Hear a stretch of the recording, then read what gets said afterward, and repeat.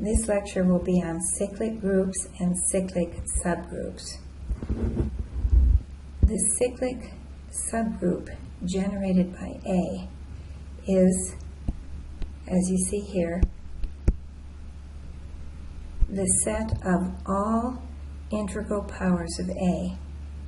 If we're using additive notation, then we're not multiplying A to itself, we are adding it, so we would have A plus A plus A plus A n times, in other words, n A for n in Z.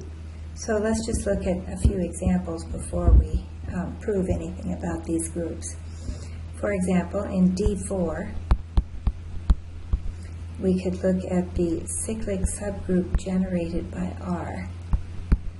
And we get, well, we have R squared, R cubed, and then R to the fourth is E. So I left a little space for it.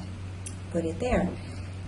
So the D4 has order 8, the cyclic subgroup has order 4, and we also say that the order of R is 4. Let's look at these in the same group. Let's look at HR cubed and see what does it generate. Well, HR cubed is the first one we put in. If we square it, we get back to the identity. So it generates a little 2-element subgroup, and we could say that the order of HR cubed is 2 in D4. Let's generate the subgroup generated by 3 in the group of all integers under addition. Okay, well here is our additive notation. And I'm going to put in 3 first, and I'm going to leave a space there because we'll need 3 and 3 plus 3 and 3 times 3 and 4 times 3, etc. All multiples of 3. But we also put in the negative integral multiples of 3. So we have 0, minus 3, minus 6, and we go infinitely in the negative direction too. So it is simply all multiples of 3, positive and negative integral multiples of 3. Let's look at one more. Let's look at the subgroup generated by 3 in U10. Now remember, U10 is multiplication, mod 10. So I won't write out the group, I'm just going to write out what it generates, what 3 generates. But remember, we're multiplying mod 3. So put in 3 first. 3 times 3 is 9 mod 10, times 3 is 27, which is 7 mod 10, times 3, which is, 21 is 1 mod 10. So we see that 3, in fact, generated the whole group. Isn't that all of U10? Yes. So 3 actually generated U10. And we say then that U10 is a cyclic group if it can be generated by one of its elements. The order of an element in a group is the order of the subgroup it generates. Or if G is a finite group, we can say the order of A is the least positive integer, such that A to the n is E. For example, we looked at this subgroup, the one generated by R in D4, and we got E, R squared, R cubed. Notice E is R to the fourth. R is the same thing as R to the fifth. E is R to the fourth. R squared is R to the sixth. So what we're saying is the order of R is the least positive integer such that A to the n is E.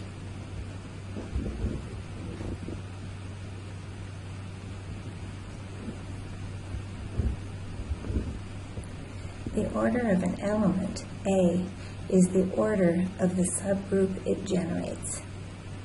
Or if G is a finite group, we can say the order of A is the least positive integer n, such that A to the n is equal to E. For example, when we generated the cyclic subgroup generated by R, we simply put in R squared, R cubed, and the first time we got to E, we stopped, and we say that the order of R is 4. But of course, if you raise R to the 8th power or the 12th power, you also get E. But the order is 4 because 4 is the least positive integer, such that R to the 4th is E. The order of an element can be defined in two different ways. The usual way, if you ask to find the order of R, for example, in D4, is you just generate the subgroup.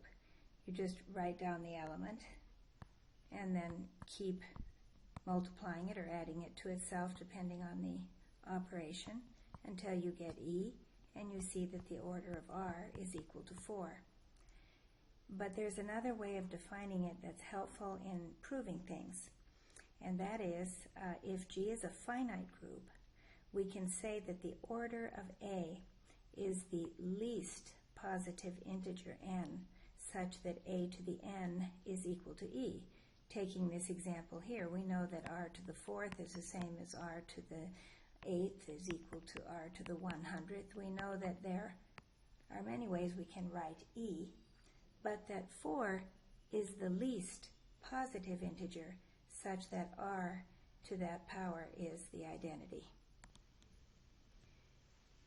Now we're going to prove a major result, that if a group is cyclic, all of its subgroups are also cyclic. So let G be a cyclic group with A as a generator, and let H be any subgroup of G. We want to show that H has a generator, that H is cyclic. Well, either H is the trivial subgroup, in which case it is just generated by E and it's cyclic, or it is not the trivial subgroup. So we're going to suppose that H is not just containing the identity element, and we're going to try to show that it is cyclic, that it has a generator.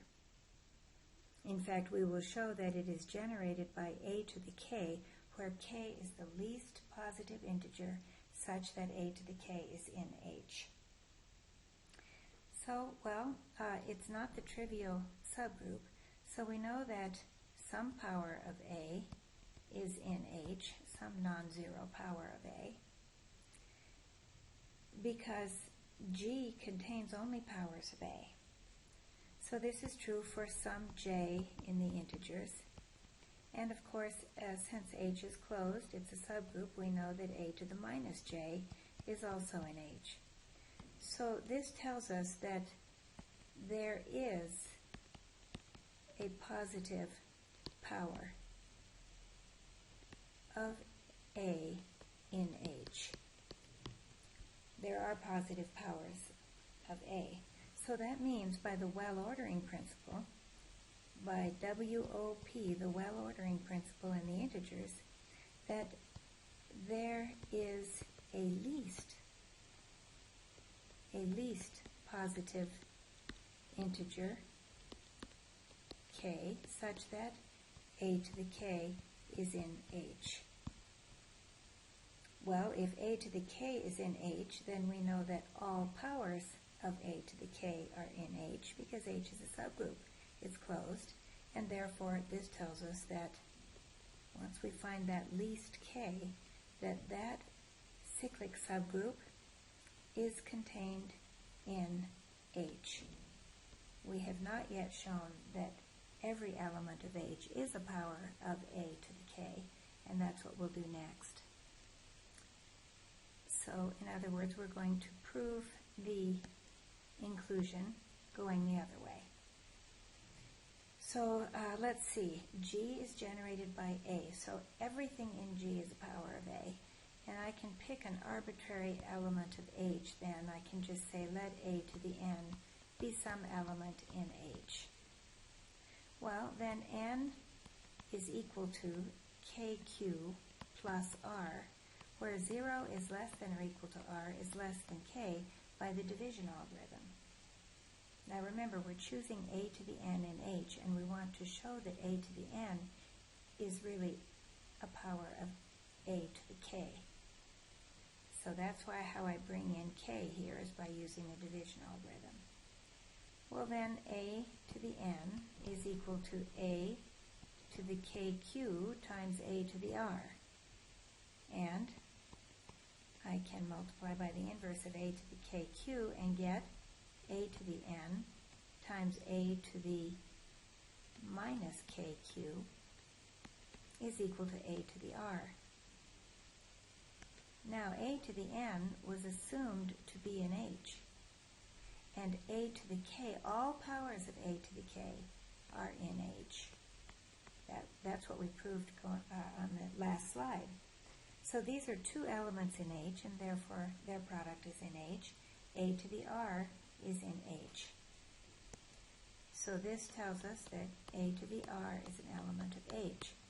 But k was the least, or is the least, positive integer such that a to the k is in H.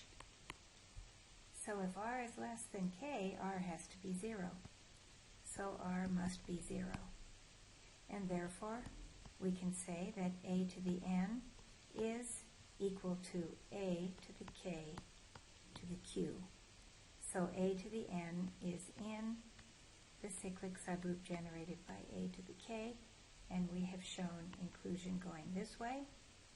And we can conclude then that for any subgroup H is cyclic. H is equal to the subgroup generated by a to the k. This next theorem tells us that if a subgroup is generated by a power of a, let's say a to the m, that is exactly the same as the subgroup generated by a to the d, where d is the GCD of n and m. I want to show you a little example before we prove this. Let's recall that U14 is generated by 3. So here, let's write that out. U14 happens to be a cyclic group generated by 3. So let's just write out the powers of 3, and we would get the first one would be 3, and then 3 squared is 9. 3 times 9 is 27, but mod 14 is 13. And then 3 times 13 mod 14 is 11. And then we get 5, and finally 3 to the 6th is 1. So we generated the whole thing. Now let's just write down here, this was 3 to the 1, 3 squared, 3 cubed, 3 to the 4th, 3 to the 5th, and 3 to the 6th. This theorem tells us that, for example, if we want to look at the subgroup generated by 11, that's the subgroup generated by 3 to the 4th. It tells us that since the GCD of 4 and 6 is equal to, 6 is the order of 3, the order of the group, the GCD is 2, that also the GCD of 2 and 6 is equal to 2, so this will be the same subgroup generated by 3 squared. And you try it. If you generate the subgroup generated by 9, the subgroup generated by 11 is the same as the subgroup generated by 9, and that is the set containing 1, 9, and 11.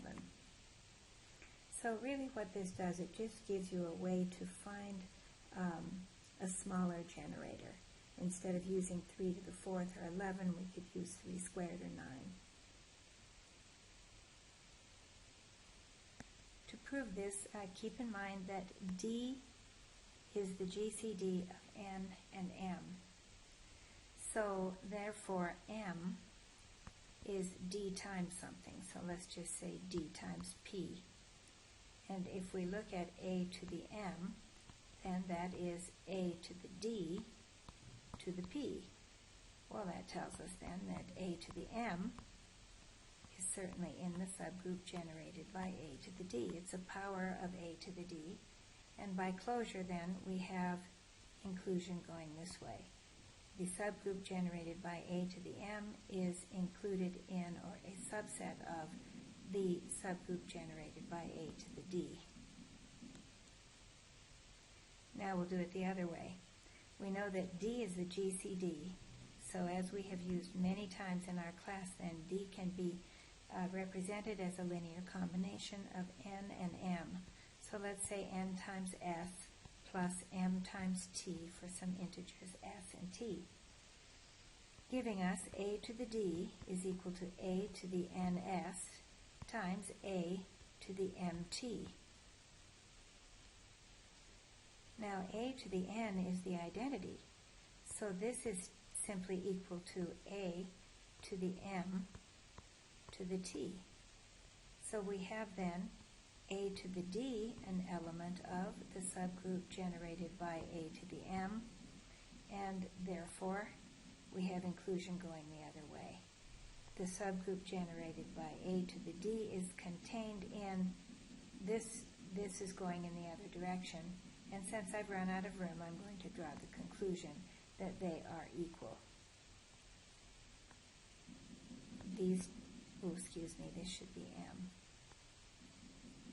The subgroup generated by A to the M is the same as the subgroup generated by A to the D.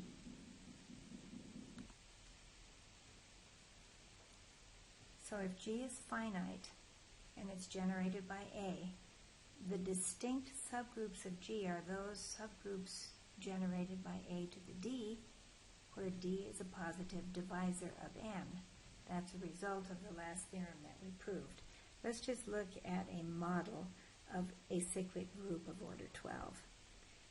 Every single cyclic group of order 12 looks like this. I'm just not writing what the operation is. It may be functions with function composition. It may be addition, where I would have A, 2n, 3n, 4n, etc. Or maybe multiplication. But we'll just use this notation, and we see that the order of A is 12. So look at these subgroups generated by A squared, A cubed, A to the 4th, and A to the 6th. They're easy to generate. And let's circle in each case, like for this one here, let's circle the other generators of that subgroup. The GCD of 2 and 12 is 2. So any of these exponents that have GCD 2 with 12 are generators of that subgroup. So let's see, the GCD of 4 and 12 is 4, 6 and 12 is 6, 8 and 12 is 4. But the GCD of 10 and 12 is 2. So we know that this could also be generated by A to the 10th. For A cubed, well, the GCD of 3 and 12 is 3. The GCD of 6 and 12 is 6. But the GCD of 9 and 12 is 3. So we know that this subgroup would also be generated by A to the 9th. The subgroup generated by A to the 4th would also be generated by A to the 8th, because the GCD of 8 and 12 is 4.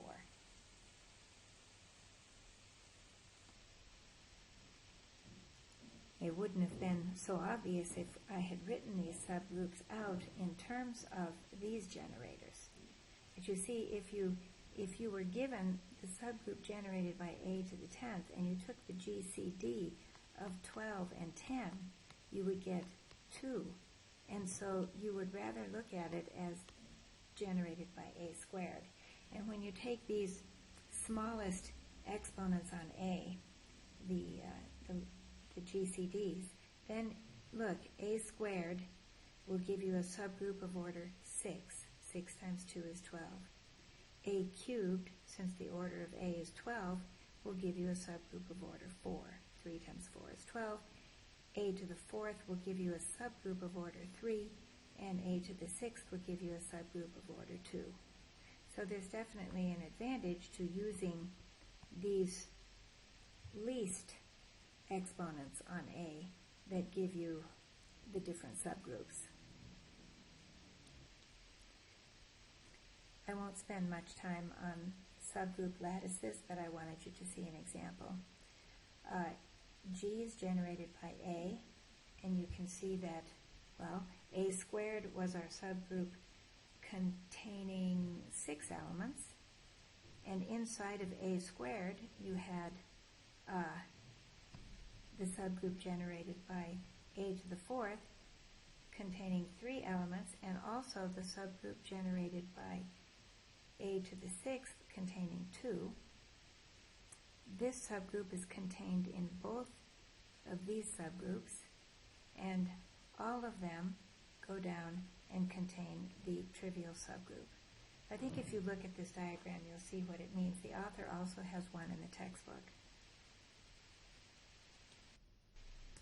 This last theorem that we'll prove tells us that if G is a finite group, in other words, the order of A is n, G is cyclic and generated by A, that all the other generators will be of the form a to the m, where m and n are relatively prime.